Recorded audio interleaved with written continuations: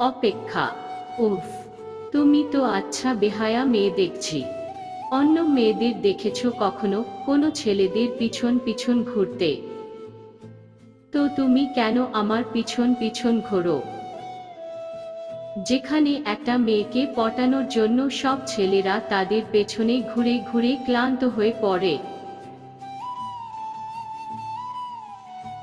Rejection এর ভয়ে ভেঙে চুরমার হয়ে যায় চিন্তায়। সেই জায়গায় তুমি কি টাইপের মেয়ে যে নিজেই একটা ছেলের পেছনে ঘুরছো? তুমি তো দেখছি মেয়ে জাতির মধ্যে ব্যতিক্রমী। সেদিন সুপ্রতীপ টিয়াকে অনেক কিছুই বলে দিয়েছিল রাগের মাথায়। বহুদিন ধরে মেয়েটিকে বুঝিয়েছে সুপ্রতীপ, কিন্তু মেয়েটার কোনো কিছুতে হেলদোল নেই। সে রোজ অপেক্ষা করে দাঁড়িয়ে থাকে সুপ্রতীপের কলেজের ফেরার পথে। প্রথম দিন সুপ্রতীপ টিয়াকে খেয়াল করেনি সেভাবে। অবশ্য করবেই বা কেন? কত অজানা অচেনা মানুষকেই দেখে রোজ। আলাদাভাবে টিয়াকে দেখার তো কোনো কারণ নেই। দ্বিতীয় দিনটাতেও তাই। তৃতীয় দিনে স্মৃতি রোমন্থন।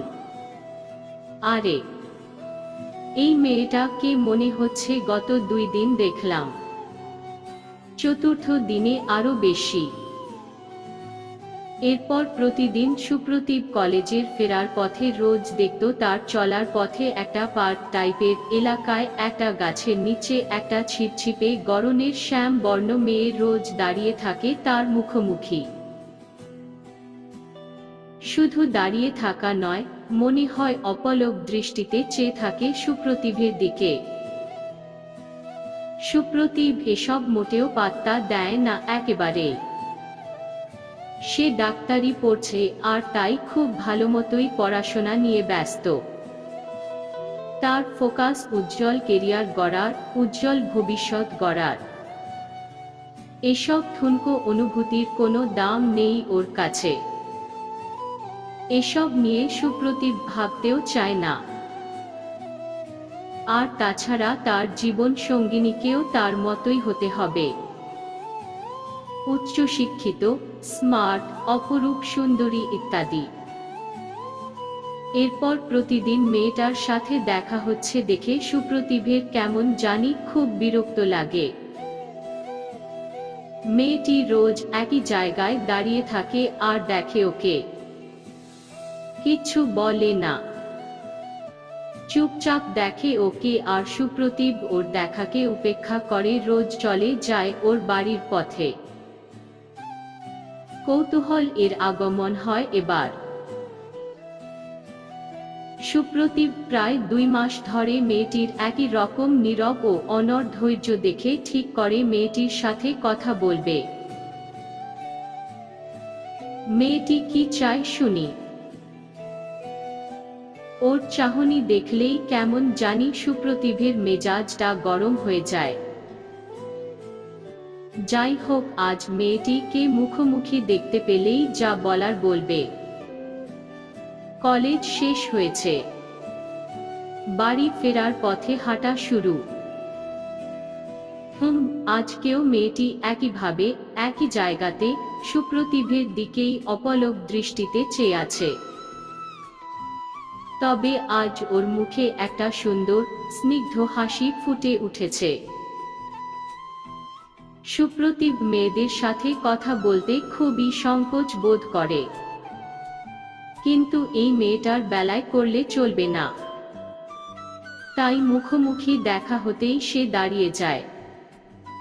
এতে মেয়েটা আরো হাসে। সুপ্রতীপ স্বাভাবিক স্বরে বলে, আপনাকে আমি রোজ এখানে দেখতে পাই, আপনি এখানে একলা দাঁড়িয়ে কি করেন? মেয়েটি নীরব হয়ে থাকে। আপনি কি আমার কথা শুনতে পাচ্ছেন না? মেয়েটিকে দেখতে ততটা সুন্দর না হলেও তার ওই মায়াবী চোখ দুটো বারবার যেন সুপ্রতীপকে কোথাও যেতে দিচ্ছে না। কি হলো, আপনি বললেন না তো কি করেন আপনি এখানে একলা? আমার আপনাকে প্রশ্ন করা উচিত নয়, কিন্তু করছি এই কারণেই কারণ আপনার সাথে আমার প্রায় 2 মাস দেখা হচ্ছে, একই জায়গায়, একইভাবে। তাই প্রশ্নটা করতে বাধ্য হলাম। মেয়েটি এতক্ষণ পর তার মুখ খোলে। মিষ্টি হেসে শান্তভাবে বলে, কেন, আপনার অসুবিধা আছে নাকি তাতে? না, একদমই না, কিন্তু কেন জানলে ভালো হতো। মেয়েটি বলে, কোনো মেয়ে যখন রোজ একইভাবে কারোর জন্য অপেক্ষা করে তখন বুঝে নিতে হয় মেয়েটি কাউকে ভালোবাসে, বুঝেছেন? আমিও তেমন রোজ একজনের জন্য অপেক্ষা করি, সে কখন আসবে, তার সাথে আমার কখন দেখা হবে। তার সাথে ওইটুকু দেখা হওয়াতেই আমার অনেক শান্তি। সেদিন সুপ্রতিভ আর কোনো কথা না বাড়িয়ে চলে গেছিল আর ঠিক করেছিল সে কদিন অন্য রাস্তা দিয়ে যাবে বাড়ি। টানা 1 সপ্তাহ পর আবার পুরনো রাস্তায় এলে দেখে সেই মেয়েটি আবার দাঁড়িয়ে।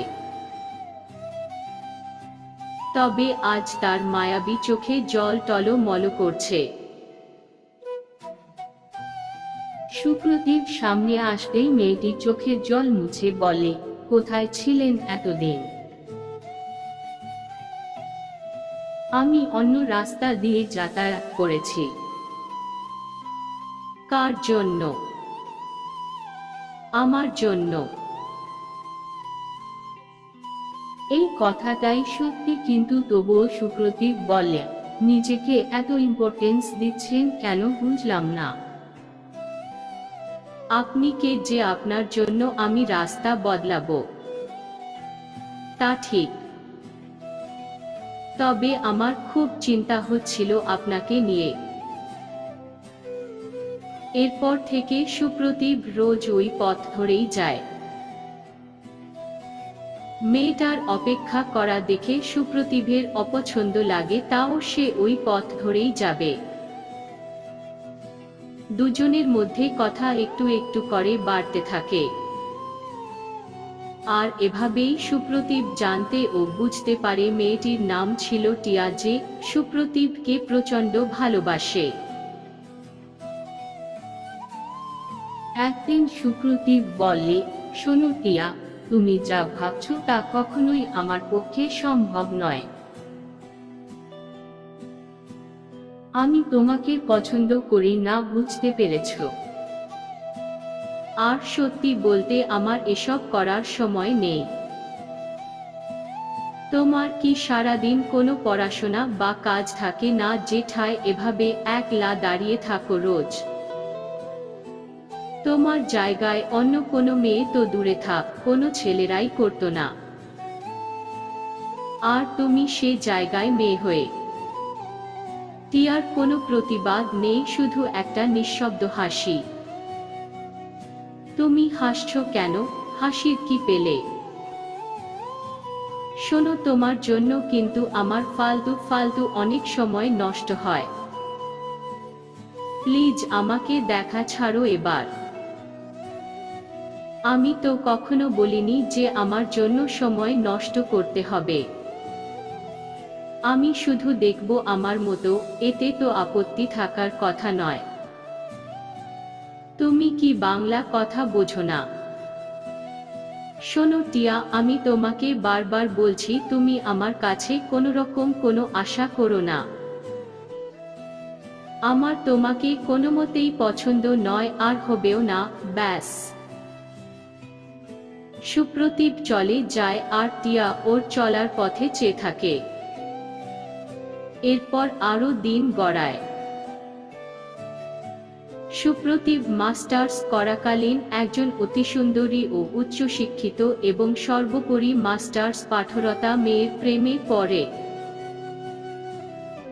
মেয়েটির নাম পূজা।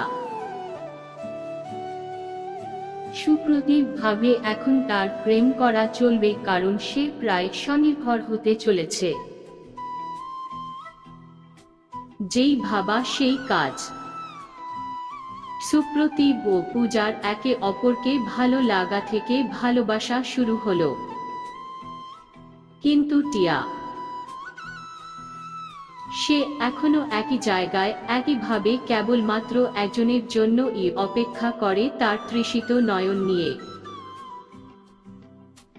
সুপ্রতিভ পূজার প্রেমে এতটাই অন্ধ হয়ে গেছিল যে তার কাছে পূজার সামনে টিয়া যে মানুষের পর্যায়েতেই পড়ে না এমন একটা ধারণা তৈরি হলো।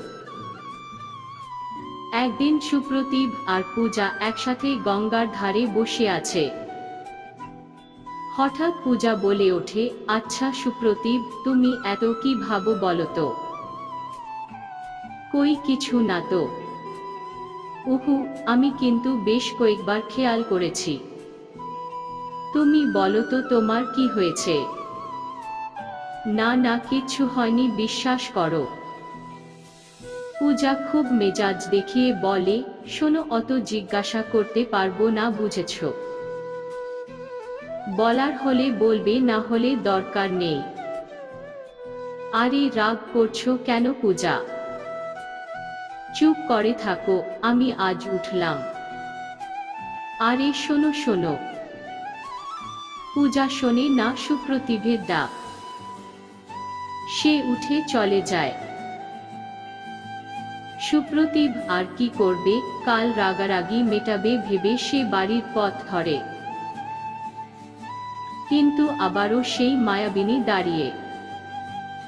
দেখলেই অসহ্য লাগে সুপ্রতিভের। সে আজ এমনিতেই খুব বিরক্ত ছিল পূজার ওইরকম চলে যাওয়াতে, আর তার উপর টিয়াকে দেখে মাথাটা আরো গরম হয়ে গেল। সে আজ এগিয়ে গিয়ে বলে ওঠে, তোমার কি কোনো লজ্জা নেই? উফ, তুমি তো আচ্ছা বেহায়া মেয়ে দেখছি। অন্য মেয়েদের দেখেছো কখনো কোনো ছেলেদের পিছন পিছন ঘুরতে?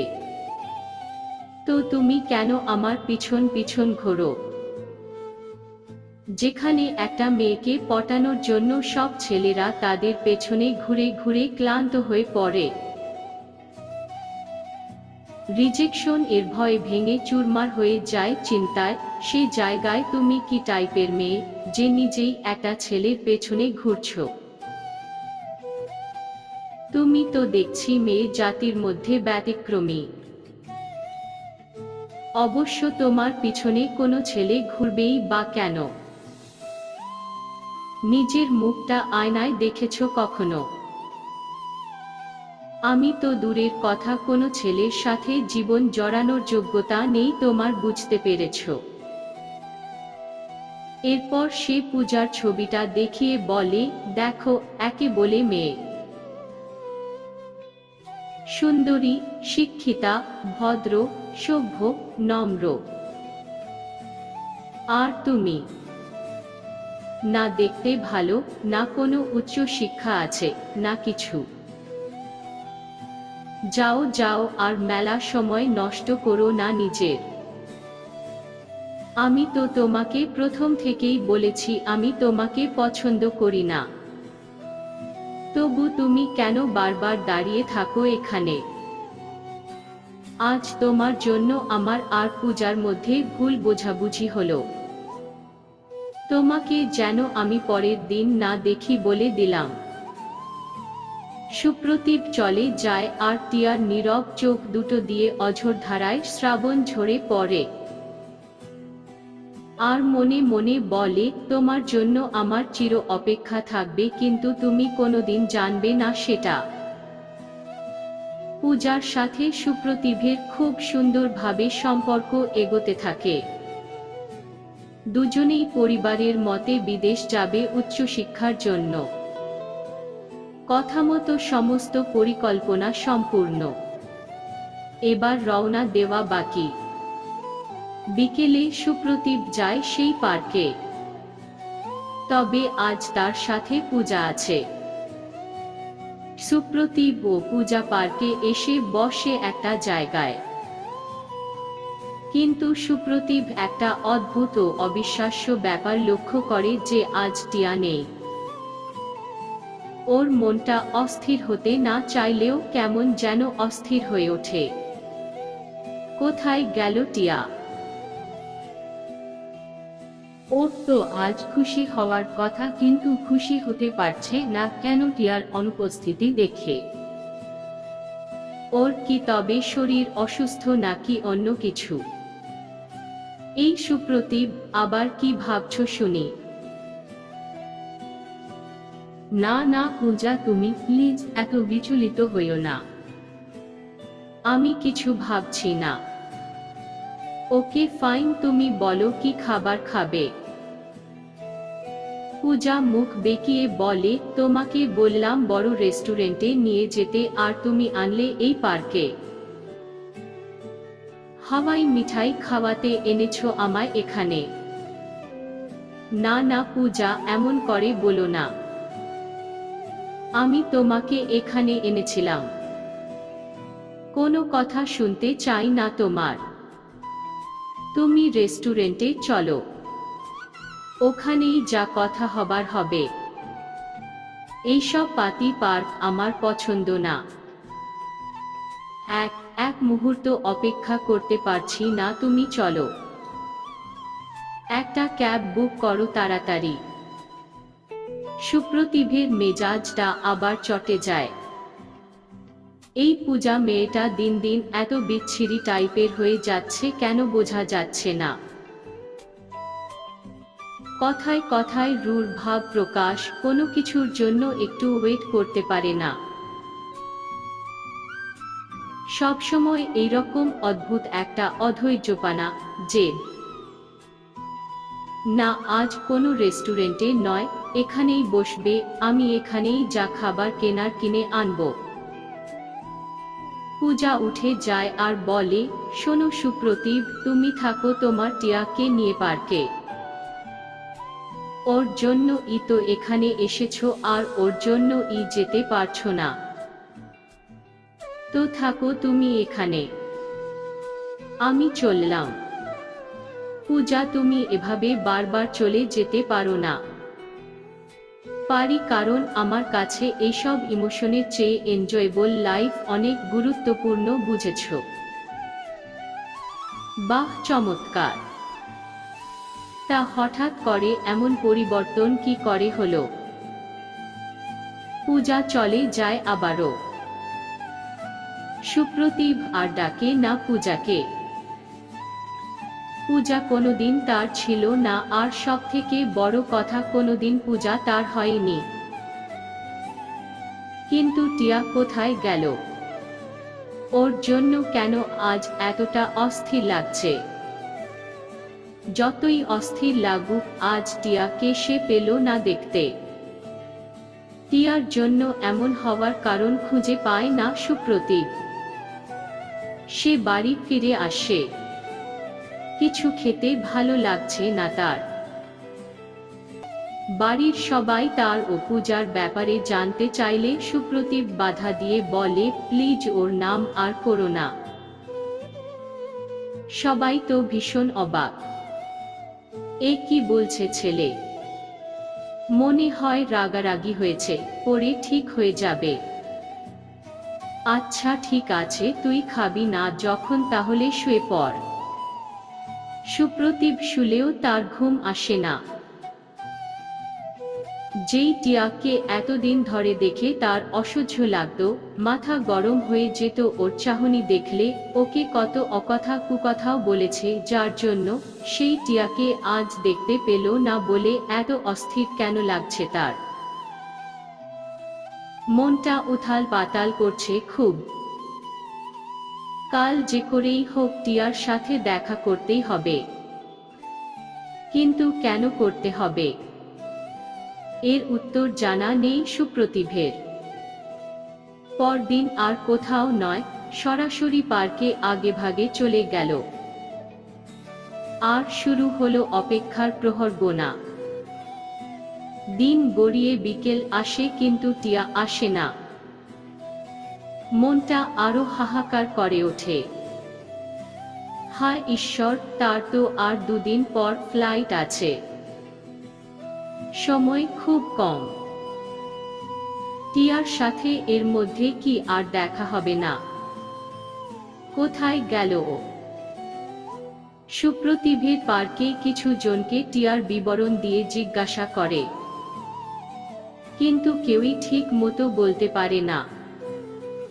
সুপ্রতিভের মাথা খারাপ হয়ে যাচ্ছে। এসব কি হচ্ছে? যেই টিয়ার উপস্থিতি তার কাছে এত অসহ্য লাগতো, সেই টিয়ার অনুপস্থিতিতে তো মন আরো 10 গুণ অসহ্য হয়ে উঠেছে। না, পূজার সাথে টিয়ার সত্যিই কোনো তুলনা হয় না। কারণ পূজা মানুষের খোলস পরা অমানুষ, আর টিয়ার বাইরে হোক বা ভেতরে না আছে কোনো খোলস, না আছে কিছু। একটা খাঁটি মানুষ সে। না, টিয়াকে আর খুঁজে না পেয়েই চলে যেতে হয়েছিল বিদেশে পড়তে। 5টা বছর কেটে গেছে। একজন সফল ডাক্তার হয়ে সুপ্রতিভ আজ আবার ফিরে এসেছে সেই একই পার্কটাতে। পূজা তার জীবনে আকস্মিক আগমন হওয়া দুর্ঘটনার মতো। কিন্তু টিয়া কি তাহলে? ভেবে পায়নি সুপ্রতিভ। 5 বছরে চারিদিক অনেক বদলে গেছে। আজ সুপ্রতিভ টিয়ার কাছে তার কুকৃতকর্মের জন্য ক্ষমা চাইবে। সে টিয়াকে কি বা বলেনি। মুখে যা এসেছে সব বলেছে। মেয়েটা চুপচাপ মুখ বুজে সহ্য করেছে সব। মেয়েটার মতো করে আজকের দিনে সত্যিই কি কেউ ভালোবাসার জন্য অপেক্ষা করে? এসব ভাবতে চায় না। সে জার্মানি থেকে কলকাতার ফ্লাইটে এসে সবার প্রথম কাউকে না জানিয়ে পার্কেই আসে আবার। কিন্তু টিয়া আজ কেউ নেই। এবার সুপ্রতিভের 2 চোখ জলে ভরে উঠল। সে কি তাহলে অনেক বড় ভুল করে ফেলল? সে সুন্দরী রূপের কাছে সুন্দর মনকে অপমান করেছে। সে খোলস পরা অমানুষের কাছে পলেশতারাহীন খাঁটি মানুষের মনে আঘাত করেছে। সে যে বারবার অমানুষের সামনে মানুষকে হারিয়ে দিয়েছে। সুপ্রতিভ টিয়া যেখানে দাঁড়িয়ে থাকতো সেই গাছটার নিচে দাঁড়ায় আর কাঁদতে থাকে।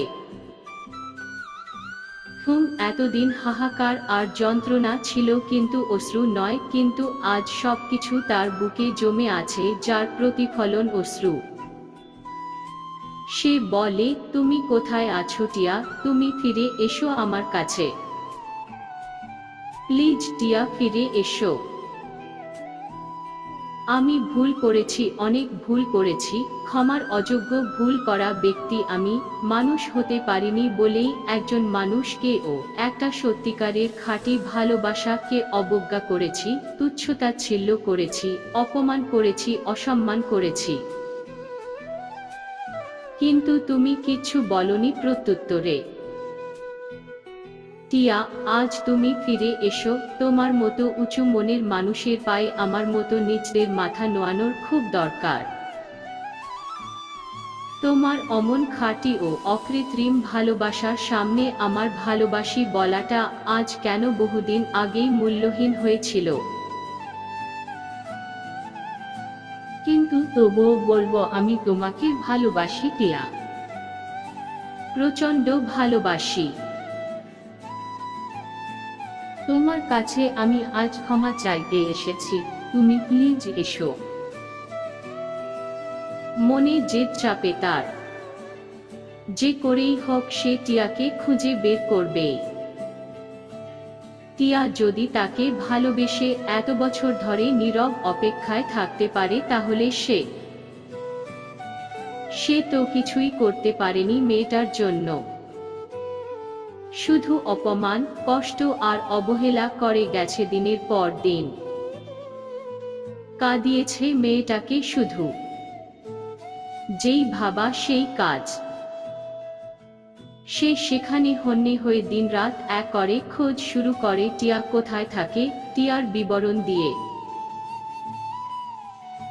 কিন্তু টিয়া কারোর দৃষ্টি আকর্ষণ করে যে সুপ্রতিভের জন্য অপেক্ষা করত না। সুপ্রতিভের জন্য অপেক্ষাটা শুধুমাত্র সুপ্রতিভের জন্যই ছিল। তাই সে কারোর কাছে খোঁজ না পেয়ে অনেকবার ব্যর্থ হয়। তবুও চেষ্টা চালিয়ে যায় সে। পরিবারের সবাই পূজার সাথে তার সম্পর্ক ভাঙার পর বিশেষভাবে না এগুলেও এবার সুপ্রতিভের বিয়ের জন্য এগোয়। কিন্তু একই সুপ্রতিভ হঠাৎ ডাক্তারি ছেড়ে মনে হচ্ছে আরো কোনো একটি বাড়তি কাজে ব্যস্ত। কেউই কিছু বুঝে উঠতে পারে না ছেলের মতিগতি। অনেক দিন ধরে অনেক চেষ্টার পরে টিয়ার বাড়ির খোঁজ পায় সুপ্রতিভ। বাইক নিয়ে ছুটে চলে যায় টিয়ার বাড়ির দিকে। বাড়ি ঢুকে দেখে টিয়া অসুস্থ, প্রায় মৃত্যুশয্যায় শায়িত। টিয়ার মা আর বাবা সুপ্রতিভকে দেখে বলে, কে তুমি? কি চাও এখানে? টিয়ার কি হয়েছে? টিয়ার মা চোখ মুছে বলে, আমার মেয়ে মরতে বসেছে। আমি চাই ও মরেই যাক, কারণ আমি জানি না বেঁচে থাকাকালীন ও কি কষ্ট পেয়েছে, যার জন্য ওর বেঁচে থাকাটাও অনেক কষ্টের। ওর এত কষ্ট নিয়ে বেঁচে থাকা আমি আর সহ্য করতে পারছি না মা হয়ে। কিচ্ছু হবে না টিয়ার। আমি এসে গেছি যখন, আমি কিচ্ছু হতে দেব না ওর। এরপর সুপ্রতিভ টিয়াকে তুলে হসপিটালে নিয়ে যায় আর নিজের হাতে ওর চিকিৎসা করে ওকে সুস্থ করে তোলে। চোখ মেলে টিয়া দেখে স্বপ্নের মতো সবকিছু। তার সামনে একে দাঁড়িয়ে। সুপ্রতিভ, টিয়া, এখন কেমন আছো তুমি? কেমন লাগছে এখন? টিয়া কিছুই বিশ্বাস করতে পারে না। এসব স্বপ্ন নাকি সত্যি? সুপ্রতিভের টিয়ার হাত ধরে এবার আর অশ্রুসজল কণ্ঠে বলে, আমাকে ক্ষমা করে দাও টিয়া। আমি পাপী, পাপ করেছি, অন্যায় করেছি তোমার মতো একজন উঁচু মনের মানুষের সাথে। ডাক্তারি পড়তাম, কিন্তু ডাক্তার হওয়ার আগে যে একজন ভালো মানুষ হওয়া উচিত আমি অন্ধের মতো অবুঝপনা করেছি। তোমার মতো মানুষকে হেয় করে আমি ওই পূজাকে। আমি তোমাকে যা না তা বলেছি আমি জানি। আমি ক্ষমার অযোগ্য। আমি আজ বুঝেছি, দেখতে সুন্দর হলেই তার মন সুন্দর নাও হতে পারে। বাহ্যিক চাকচিক্য তো ক্ষণিকের মোহ মাত্র। আমার তোমাকে ভালোবাসি বলার স্পর্ধা নেই, তবুও বলছি আমি তোমাকে ভালোবাসি টিয়া। তুমি আমাকে ছেড়ে চলে যেও না কোথাও। আমাকে তুমি ক্ষমা করে দাও। আমি তোমার সাথে যা করেছি এতে আমার অনেক বড় শাস্তি হওয়া উচিত। তুমি আমাকে যা ইচ্ছা শাস্তি দাও, কিন্তু আমাকে ছেড়ে চলে যেও না টিয়া। টিয়া ছোট্ট হাসি দিয়ে বলে, তোমাকে ছেড়ে চলে যাব বলে কি তোমার জন্য চিরদিন অপেক্ষা করতাম? তোমার তরে আমার যে চির অপেক্ষা। আর অপেক্ষার আরেক নামই যে ভালোবাসা। টিয়াকে বুকে জড়িয়ে ধরে সুপ্রতিভ। একটা আলাদাই শান্তি আছে অপেক্ষার, যদি সেটা চির অপেক্ষা হয়। সমাপ্ত।